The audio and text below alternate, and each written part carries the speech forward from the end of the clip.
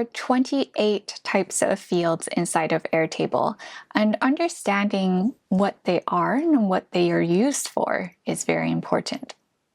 So often we have clients that come to us for coaching or for project help, and when we create a field that's not very commonly used for beginners, they're so shocked that this exists. So what we want to do here is give you a comprehensive understanding of what the field types are, how they're going to be used, and what they're most valuable for in the various different types of situations.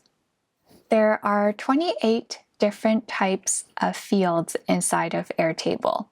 It sounds like a lot, and you might have heard of the text field, the single select, multi-select, linked fields, but you might not know all of them.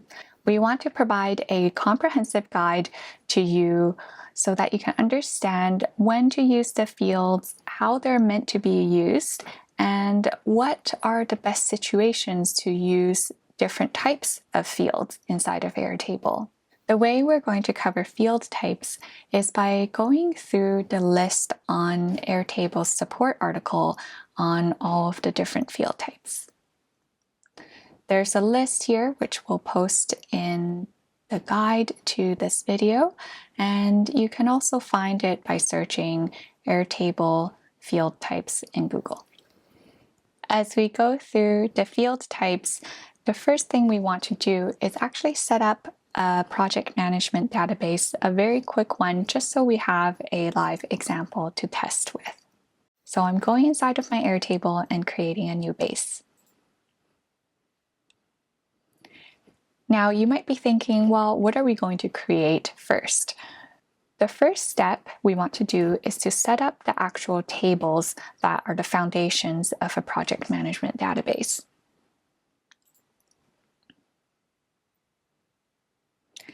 The first table I'm going to add is the projects table.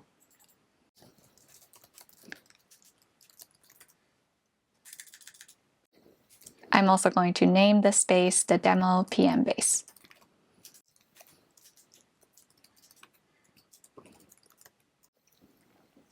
Once that's done, I also want to create a tasks table.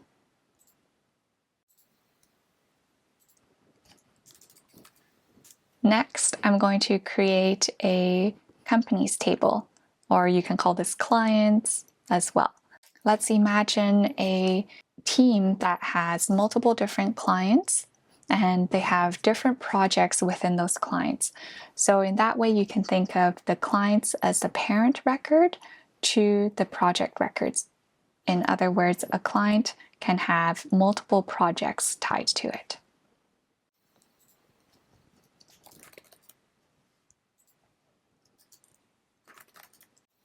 I'm also going to create an internal teams table.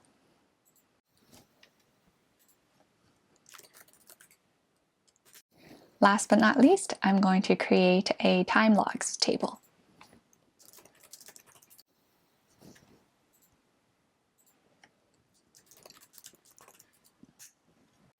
After I've created my tables, I'm going to delete all of the default fields in those tables.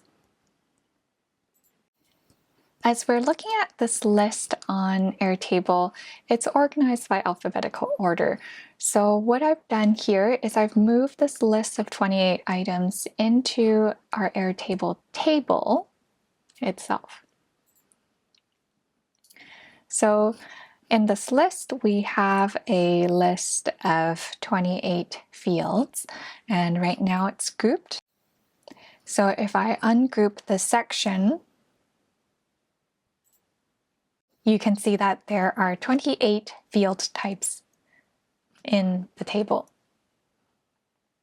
You don't need this in your own list, but we will start by going through the various different types of fields. The first type of fields I'd like to go through is everything Airtable classifies as a string. A string field is any kind of text field. That includes fields like the single line text. It also includes fields like the multi-line text. Phone numbers and emails are also considered text fields or string fields inside of Airtable. And so are single select fields and URLs.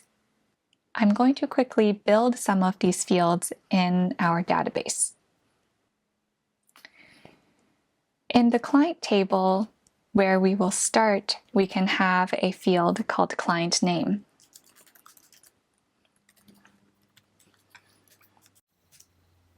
In the client name, I can put any of my clients like Cherry's Coffee Shop, Nicole's Shoe Store, Chantal's Plant Shop, anything you want. That would be a text field. You can also add a long text field for a description of the company.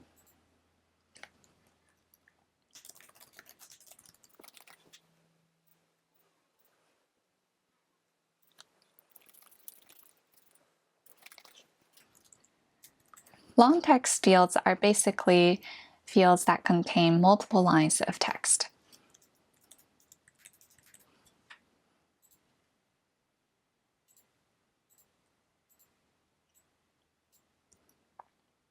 You can have company phone number and company email as well.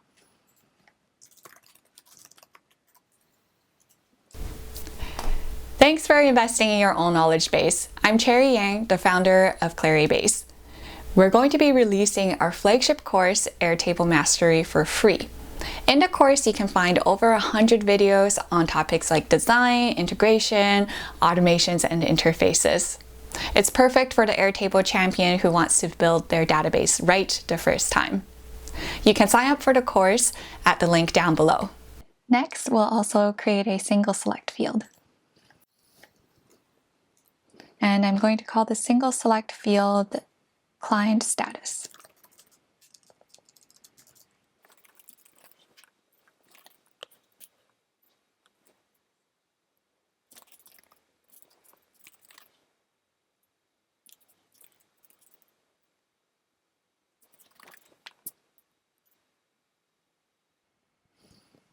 Last but not least, we have a URL field as well.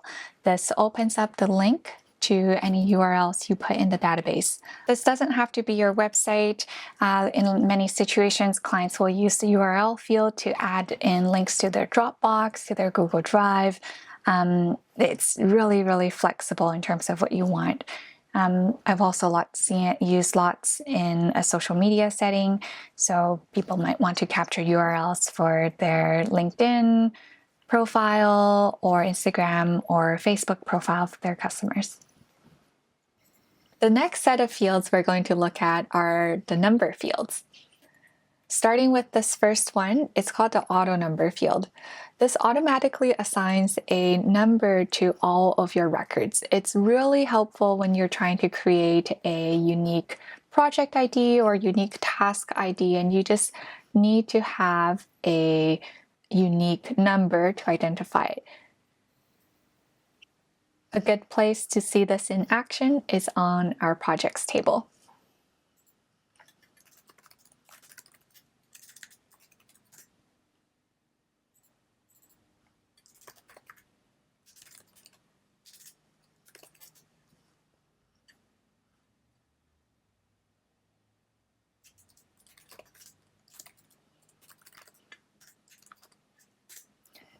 I've just created a few different projects.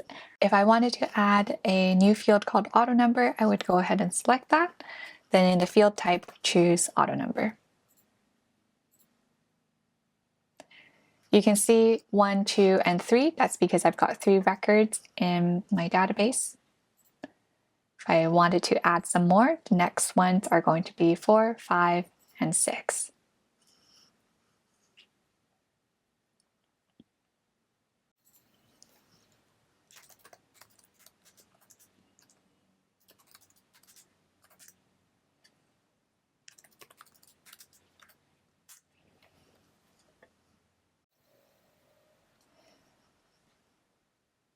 Next, we can also talk about the count field. This field is really helpful because it counts the number of linked records in a value. You can't have a count field without a linked field. So in our projects, I'm going to make sure to link my projects to a client.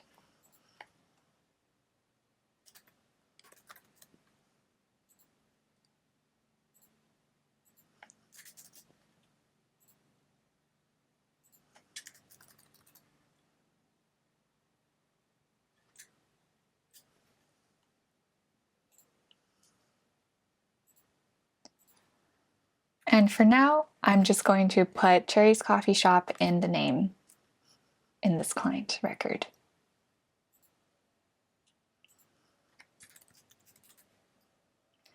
I'm going to attach all of my projects to Cherry's Coffee Shop for now. And over here as a placeholder, I'm just going to copy the same project name into the name column inside of my projects table.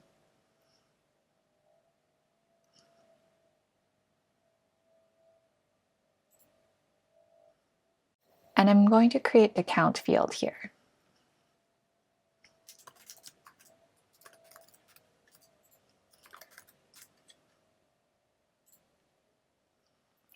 You can see that Cherry's Coffee Shop has 6 projects right now.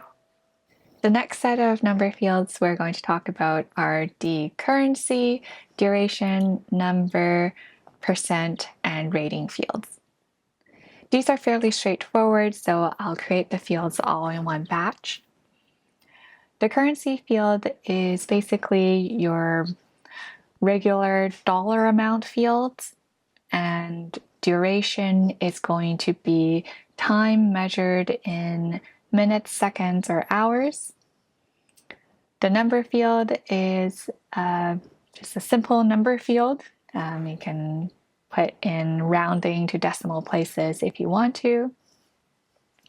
Percent, it's basically a number but formatted a little bit differently. The rating field is often used when you need to send out a survey. So perhaps after you finish a project, you might send a survey to the client and ask them, how satisfied were you?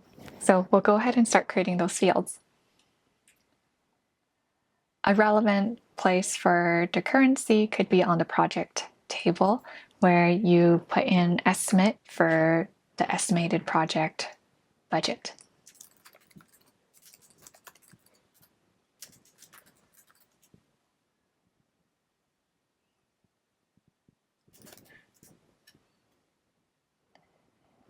You can see that in the currency precision, you can round it to the nearest dollar or go lots of different decimal places. Perhaps if you're tracking exchange rate, you'll want to have more decimal places.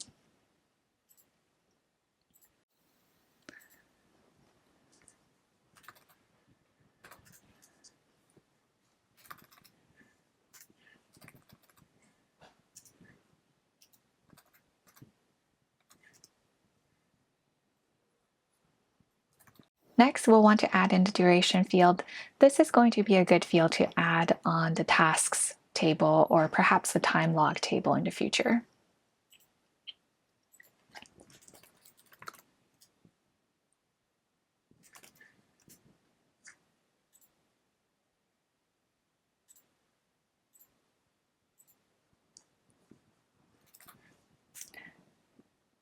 So perhaps someone logs some time towards the different tasks. I know we don't have a lot of information in this table just yet, but we're going to just say 60 minutes is going to be an hour, or 90 minutes is going to be an hour and a half. You can also have a simple number field. There isn't much to demonstrate for the number fields. Perhaps you'll want to know how many employees your client has.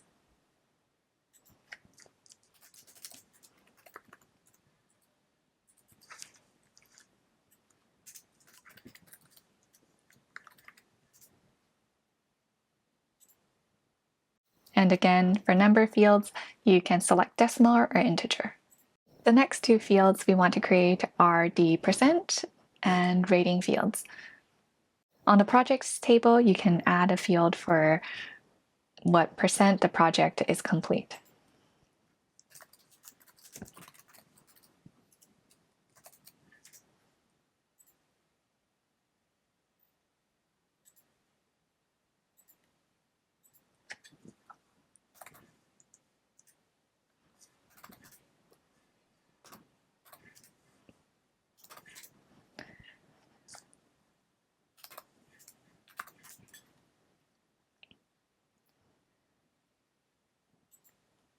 like we talked about earlier, you can also add a rating field inside of your projects table. Perhaps afterwards, you'll want to send a customer satisfaction survey.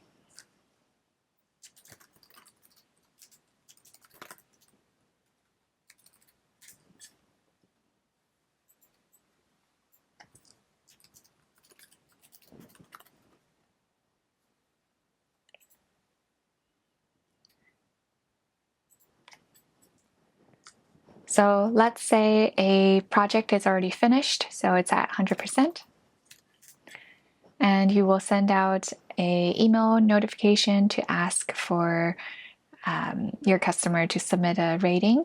Then you can submit that here, and they can click on the different stars to show how satisfied they are.